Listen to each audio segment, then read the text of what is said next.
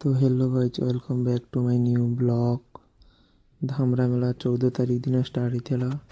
आज 30 कि 31 तारिख दिन हम सफा सुतरा चलती कि सफा भी कि सफा चलती।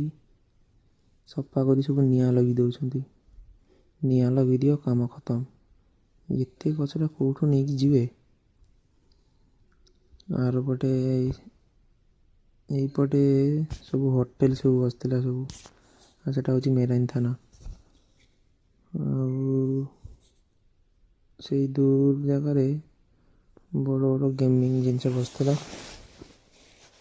एत कचरा खाली तो पॉलिथिन आउ सब पॉलिथिन सब सफा कर निआ लगा एपटे सब सफा हो गलानी। सफा कर सब निआ लगे दिखाई। बाकी चलती सफा सुतरा। यही रास्ताटा जाइए जेठी को। आर जेठी भी अच्छी धामरा जो पोर्ट पाखर गोटे जेठी अच्छी।